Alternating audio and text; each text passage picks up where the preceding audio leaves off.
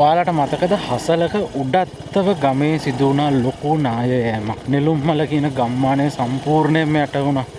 අන්න එතන තමයි මම ඇවිත් ඉන්නේ. පේනවද? මේ අර ඉස්සරහින් තියෙන ලොකු නායක් ආපු සලකුණු.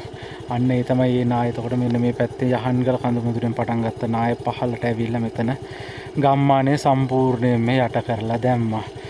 ඒ ආපු වතුර පාරෙන් පේනවද ආපු රොන් මඩ සම්පූර්ණයෙන් මේ කුඹුරු යාය යට වෙලා මැදින් ගඟක් හැදිලා ගඟ තාමත් සෑහෙන වතුර පාරක් අරගෙන යනවා මේ කුඹුරු යාය වල. එමනම් ආයෙ ගොඩ දාන්න බැරි තරමටම වැලි වලින් යට වෙලා තියෙන්නේ.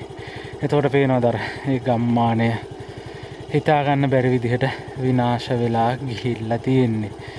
මුළු ගමක් යට කරලා දාපු නායක්. බලමු තව ටිකක් ඉස්සරහට අපිට ගිහිල්ලා කිට්ටුවට යන්න පුළුවන්ද කියලා. මොනවාමත් මුළු ගමක් සම්පූර්ණයෙන් ඔය පස්සයට මිහිදන් වෙලා ඉන්නේ.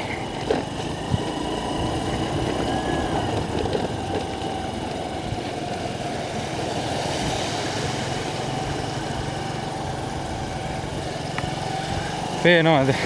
කලින් ගඟ ගියපු තැනයි දැන් ගඟ යන්නේ කුඹුරු යාය මැදින්.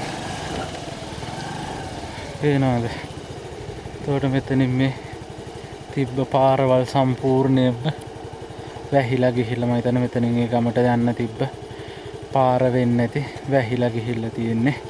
මෙතන තියෙන්නේ පන්සල. ඔන්න ඕක තමයි අන්තිමට උන්නේ.